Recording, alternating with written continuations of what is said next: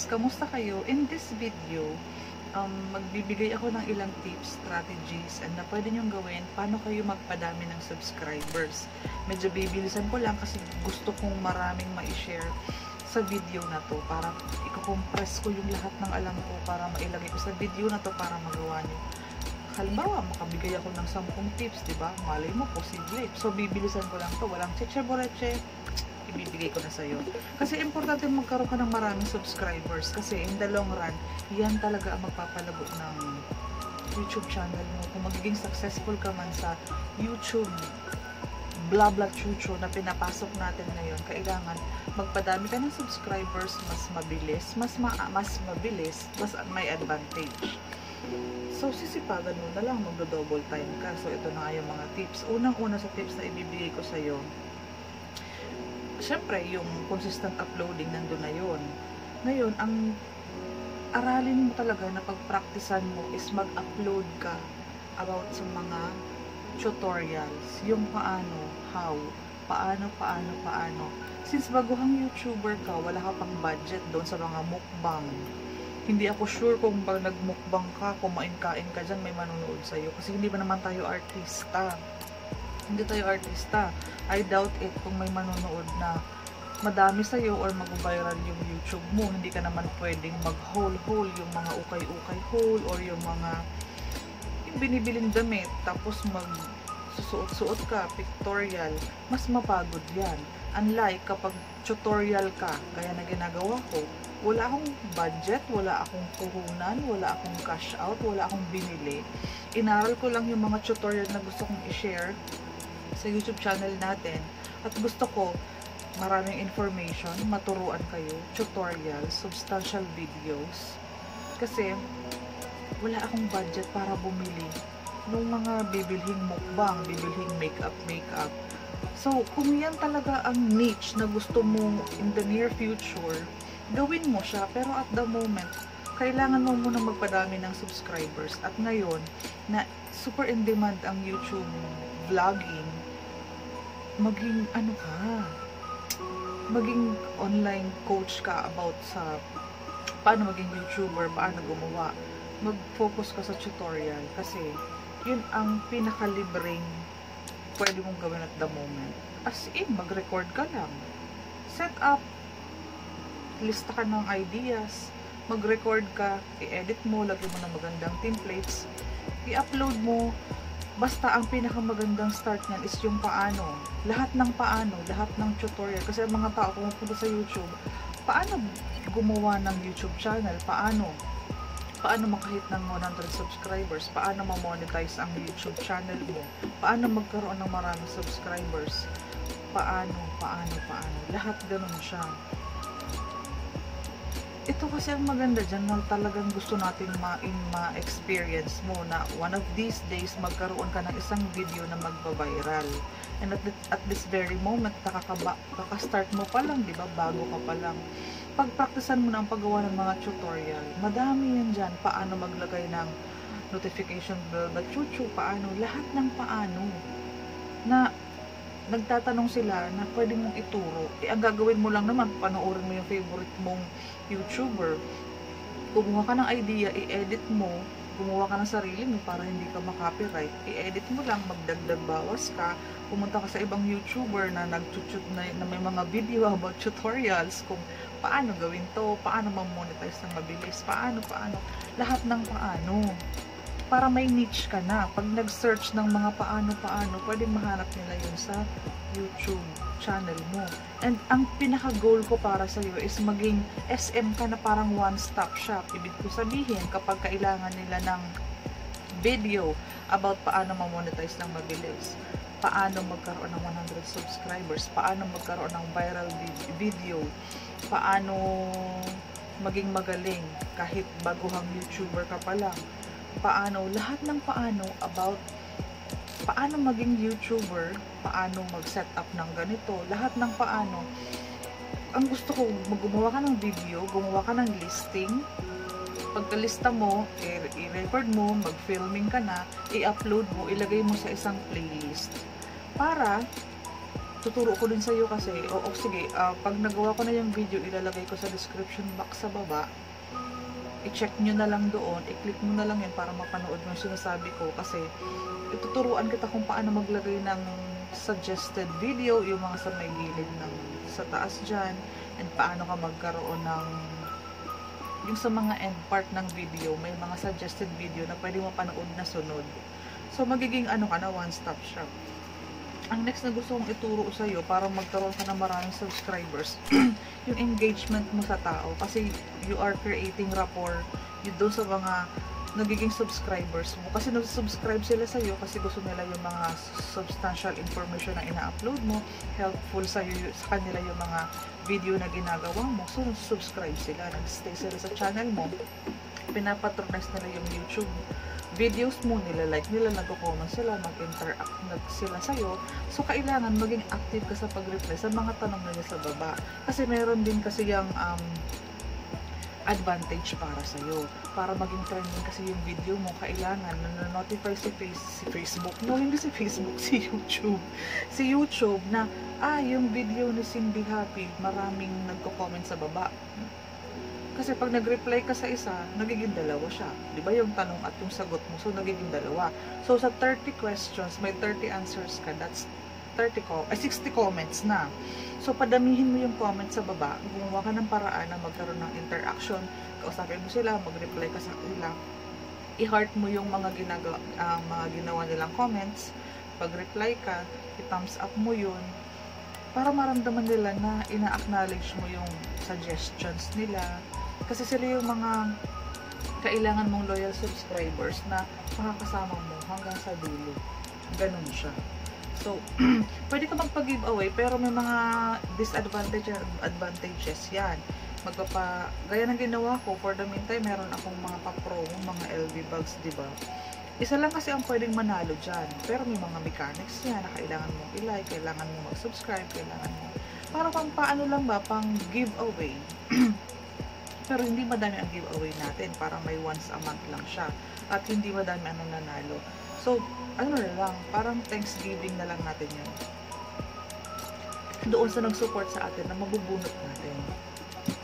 Maganda din naman mag-start kung meron ka ng budget para sa promo. Kung kaya mo na. Suggestion lang naman. Ay, bigla ako nagkailaw. Late na ako nag-ilaw. Ang third na pwede kong ma-share sa iyo is maging consistent ka. Consistent ka sa pag-upload ng mga YouTube videos para dumadami yung subscribers mo. Kasi ang pinaka-goal mo talaga is magpadami ng subscribers. Kasi pag madami ng subscribers, maraming manonood sa videos mo, maraming ads na mapapanood. So, mas marami ang revenue na pwede mong ma-receive every month. As in, yun ang pinaka-goal natin. So, magpadami ka ng subscribers. So, kailangan mo mag-upload ng YouTube videos. Kasi kapag may bagong upload ka, may bagong manonood, pwede may bagong subscribers. And again, kapag yung 100 subscribers mo nagustuhan ng mga video mo, pwede nila i-share yan sa friends nila, pwede nila i-share sa family nila, sa Facebook nila, pwede i-share. So, kailangan magpadami ka ng subscribers. Kung gusto mo, ito kasi ang ginagawa ko, nakalista na kasi yung mga topics na i-upload ko. Okay? Anong topic? Ano ang sasabihin mo sa video, ilista mo na. And then, kapag nagawa mo na, edit, lagay ka ng thumbnail, i-upload mo na. And then, kailan mo ulit gagawin yung next topic.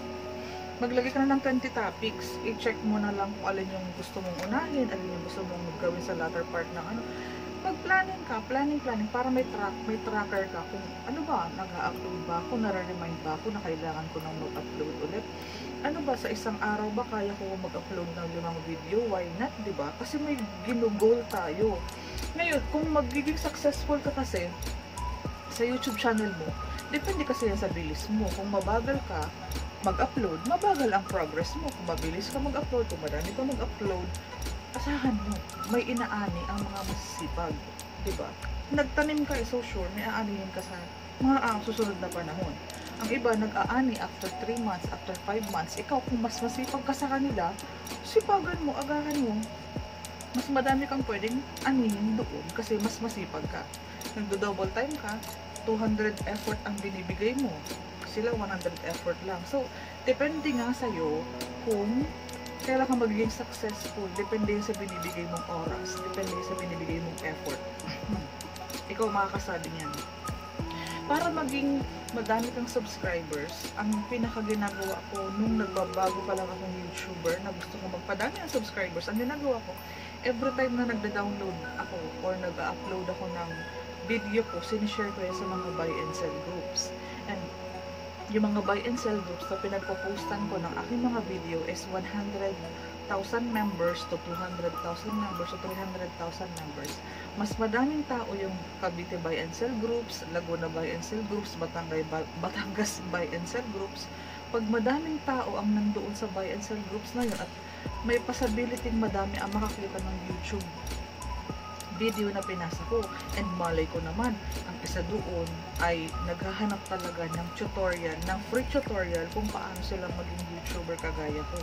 So, ang tendency niyan, halimbawa, ikaw, si Mikaela, pumunta sa YouTube channel ko, pinanood niya lahat ng 20 videos ko about YouTuber's Guide. O, diba? And every video ko is naglalast siya ng 10 minutes to 15 minutes, depende. So, natulungan ko si Mikaela, maging YouTuber siya, pinanood niya yung video ko, nag-thumbs up siya, nag-subscribe siya, nag-comment siya sa comment section, natulungan niya yung YouTube channel ko, natulungan niya yung video ko na maging viral, and maybe after 1 year na napapanood mo ito, mas madami na itong likes, madami ng views, and I am praying na trending na to. Kasi I am giving all the information na pwede kong maibigay sa inyong lahat. So, yun, i-share mo yung mga videos mo, okay? And fifth, sabihan mo yung mga nanonood sa'yo na pag nagustuhan mo yung videos ko, pwede mong i-consider na mag-subscribe para magkaroon talaga sila ng urgency na mag-subscribe, mag-like. Kung pwede po, i-like niyo yung video kung naging informative, kung nakatulong sa inyo, or i-share niyo po kung gusto niyo i-share sa mga friends niyo na gusto din marutong magkaroon ng madaming subscribers, and pwede ka mag-leave ng comment down below kung may mga tanong ka para masagot ko po yung mga katanungan niyo. So, kailangan interaction. So, kailangan i-invite mo silang subscribe sa channel mo kasi you are giving a free information. Malay mo po, pag na-hit mo po yung notification bell or i-click mo po yung notification for all my videos na i-upload ko. So, every time nag-upload ka, nanonotify sila, nanonood sila. What if, halimbawa, meron kang 1,000 subscribers, nanonood sila, nanonotify kasi sila. So, please po, kung gusto nyo mas maraming matutunan about sa mga videos na ina-upload ko, please consider po subscribing, liking, and leaving comments. Yan, kailangan mo silang pakiusapan. Kasi kung ayaw din naman nila, hindi mo naman sila mapipilit. Just a reminder lang. In that sense, pwede kang magkaroon ng maraming subscribers. And lahat ng videos mo is lalagyan mo ng ganon. Be keen observer. Lahat ng mga YouTubers na napapanood na ganon ang intro nila. Please, di ba? Next kong gustong isabi sa iyo is magkaroon ka ng sarili mong niche. Kaya nabanggit ko sa kanila, di ba, yung may one-stop shop na nangyayari. Like for instance, si Emmanuel pumunta ng YouTube channel ko. Sabi niya, "Ma'am, thank you na panood ko yung 8 videos mo about this business." Kasi nasa loob siya ng isang playlist. One-stop shop, hindi na daw siya umalis sa YouTube channel ko kasi lahat ng kailangan niya is napanood niya sa YouTube channel ko. And hindi siya mag-unsubscribe, magiging aantayin niya yung aking mga future videos kasi alam niya na helpful ito sa kanya. So, i-offer mo na para kang maging tindahan, sari-sari store na lahat ng kailangan. Alam mo na kasi ang pangangailangan ng mga pumupunta sa YouTube channel mo. Tutorial. Gusto nilang matuto from me. Gusto nilang mapanood yung mga tutorials and videos ko kasi alam nila na nakakatulong ito sa kanila. So, one-stop shop. So, maglagay ka na ng mga videos para sa mga small YouTubers na gusto mong tulungan. Tutorials kung ano yung ginagawa, tips, trainings, ano yung in-depth strategy, paano magpadami ng subscribers. One of these days, gusto kong ituro sa inyo ang Facebook ads na nilalagyan ko ng automated side ng Facebook ads ng ManyChat. Nilalagay ko dun yung link ng YouTube ko, nilalagay ko ang link ng mga videos ko. Pag click nila yan, nare-redirect sila from the messenger of Facebook, napupunta sila sa YouTube channel ko. And kapag gusto nila maging small YouTuber beginner, may mga beginners guide doon. So, we are giving away free trainings, yung mga knowledge na na-adapt ko, natutunan ko, sinishare ko sa inyo ng walang bayad. Kasi natulungan ako nito dati and pinapass up ko lang sa inyo yung kumbaga genuine help na nanggaling sa mga mentors natin, mga YouTubers na nakagaya natin, para ito yung giving time ko na ibigay ko sa inyo yung knowledge, and from this time na magkaroon ka din ng skills, mag-edit ng mga videos, is maitulong mo din ito sa mga future generation ng mga YouTuber na kagaya mo, naging baguhan din, kagaya ko, naging baguhan din, para mag-guide sila, para yung mga difficulties na na-experience natin, huwag na nilang ma-experience. Magbigay ka ng libre, hindi ka naman gumastos eh. Ibigay mo yung lahat ng information na makakatulong sa future YouTubers na pwedeng mabago ang buhay. Okay? 16 minutes na. Bye!